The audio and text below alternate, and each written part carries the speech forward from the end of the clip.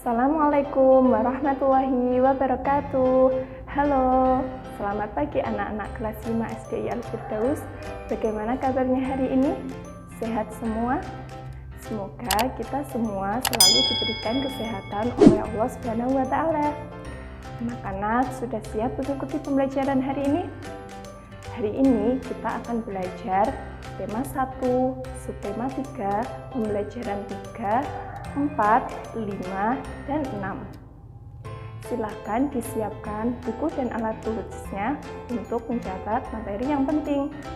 Ayah atau bunda juga boleh duduk di samping Ananda untuk menemani Ananda belajar. Bagaimana? Sudah siap? Disimak baik-baik ya penjelasan dari teacher, karena di akhir pembelajaran ada tugas yang harus kalian kerjakan. 5A, 5B, 5C, sudah siap semuanya? Nah, marilah kita berdoa dan baca basmalah bersama. Bismillahirrahmanirrahim. Anak-anak, amatilah gambar berikut. Gambar tersebut adalah gambar sebagian pulau yang ada di Indonesia. Kondisi geografis negara Indonesia sebagai negara maritim dan kepulauan menyimpan potensi yang sangat besar dalam berbagai bidang, seperti bidang ekonomi, sosial, budaya, dan transportasi. Potensi-potensi tersebut dapat menjadi modal yang penting dalam pembangunan nasional guna mewujudkan kesejahteraan masyarakat. Masing-masing pulau memiliki karakteristik, mulai dari kondisi alam maupun kondisi sosial budayanya. Variasi dan karakteristik potensi tersebut terlihat dari lengkap beragamnya bentang alam dan hasil alamnya, beragamnya suku bangsa yang mengakibatkan beragam pula adat istiadat dan budayanya, serta beragamnya agama, golongan, dan kelompok masyarakatnya. Keberagaman tersebut justru menjadi pemersatu karena antara pulau satu dan pulau lainnya saling melengkapi. Anak-anak, yang pertama ada pengaruh kondisi geografis Indonesia sebagai negara maritim terhadap kehidupan ekonomi masyarakat. Laut Indonesia mengandung keanekaragaman sumber daya alam laut yang sangat potensial, baik hayati maupun non-hayati. Sumber daya alam laut tersebut antara lain ikan, terumbu karang, wisata bahari, sumber energi minyak dan gas bumi, bahan mineral, dan juga media transportasi antar pulau. Semua potensi alam tersebut tersedia dalam jumlah yang sangat besar dan tersebar di seluruh wilayah Indonesia. Besarnya peluang ekonomi dari pemanfaatan sumber daya laut dapat memberikan kontribusi bagi kehidupan ekonomi masyarakat Indonesia. Kelompok masyarakat yang bisa merasakan langsung kekayaan sumber daya kelautan ini adalah masyarakat yang berada di pesisir. Yang kedua, ada pengaruh kondisi geografis Indonesia sebagai negara maritim terhadap kehidupan sosial masyarakat. Sebagai negara maritim dan kepulauan yang berada di antara benua Australia dan Asia, membawa pengaruh terhadap kehidupan sosial budaya bangsa Indonesia. Hal ini bisa terjadi karena posisi tersebut menyebabkan Indonesia menjadi jalur perdagangan dunia. Berikut adalah beberapa dampak yang diakibatkan oleh letak dan kondisi geografis Indonesia sebagai negara maritim atau kepulauan. Yang pertama, komunikasi dan interaksi antar penduduk menjadi lebih mudah. Yang kedua, terjadinya pembauran, percampuran, atau peleburan nilai-nilai antar pulau dan antar negara. Yang ketiga, munculnya perkampungan-perkampungan etnis tertentu. Yang keempat, terjadinya perubahan perilaku masyarakat. Yang kelima, terjadinya perpindahan ilmu, pengetahuan, dan teknologi. Yang ketiga, ada pengaruh kondisi geografis Indonesia sebagai negara maritim terhadap kehidupan budaya masyarakat. Masyarakat Indonesia terdiri atas ratusan suku bangsa yang tersebar di lebih dari 13.000 pulau. Setiap suku memiliki karakteristiknya masing-masing, salah satunya budaya. Budaya antara suku bangsa satu dengan yang lainnya juga berbeda-beda, seperti bahasa, adat istiadat, tradisi, sistem kepercayaan, dan lain sebagainya. Keberagaman budaya memberikan manfaat bagi bangsa kita. Misalnya, dalam bidang bahasa, kebudayaan daerah yang terwujud dalam bahasa daerah dapat memperkaya perbendaharaan istilah dalam bahasa Indonesia.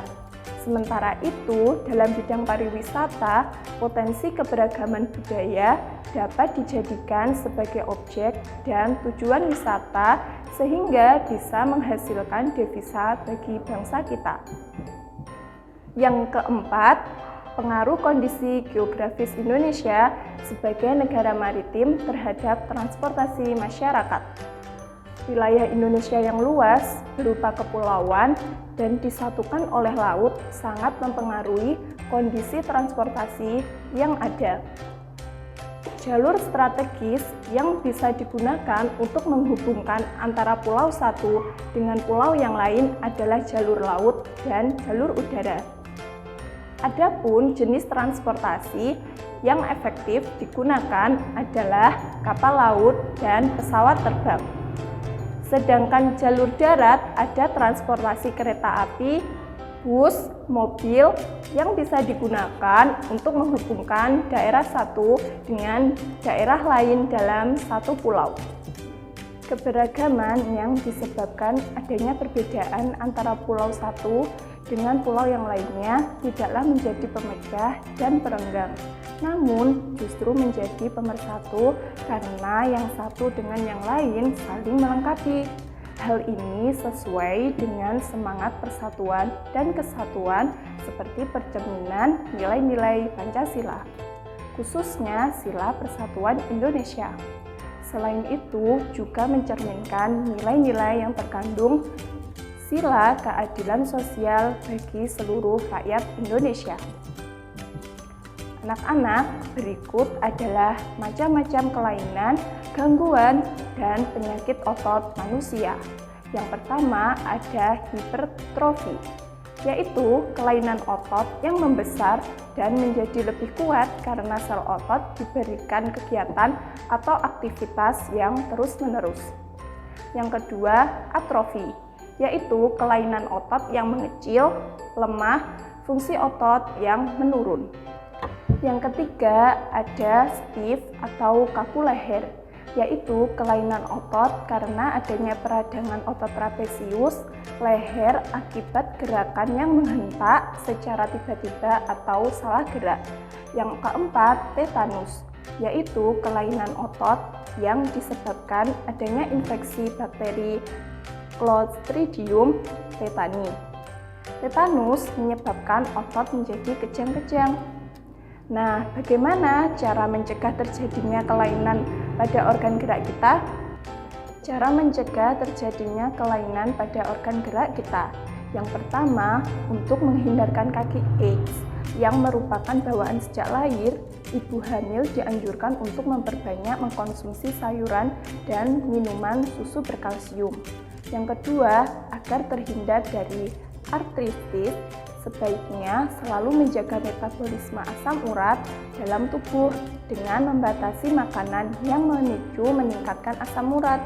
Yang ketiga, agar terhindar dari kelainan lordosis, kifosis, dan skoliosis, sebaiknya melakukan olahraga secara teratur dan menghindari kebiasaan sikap tubuh yang salah.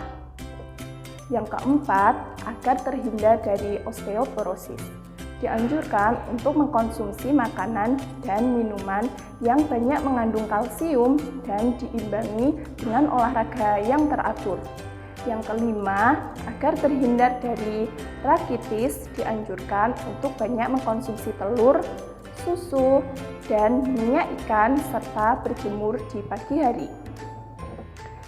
Anak-anak, menjaga kesehatan organ tubuh, termasuk organ gerak, sebenarnya dapat dilakukan sejak kecil.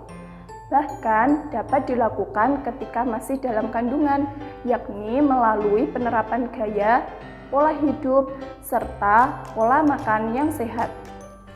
Ada baiknya penerapan pola hidup sehat itu diterapkan sejak kecil, sehingga ketika menjadi kebiasaan, sebuah anak sudah terbiasa hingga remaja dan dewasa.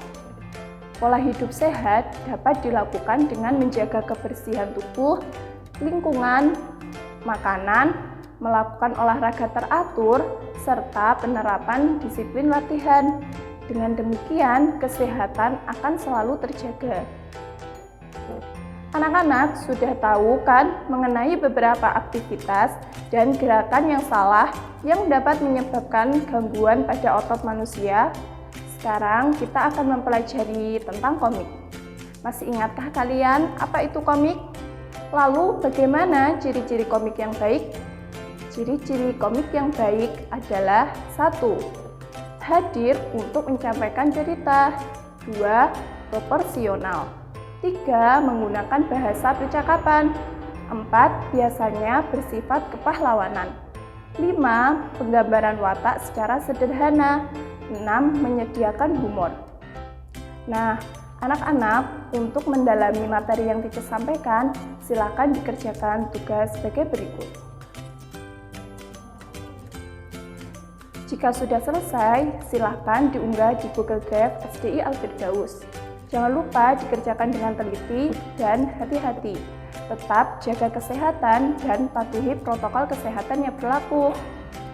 Semoga apa yang kita pelajari hari ini bermanfaat dan sampai jumpa di pembelajaran berikutnya. Assalamualaikum warahmatullahi wabarakatuh. See you.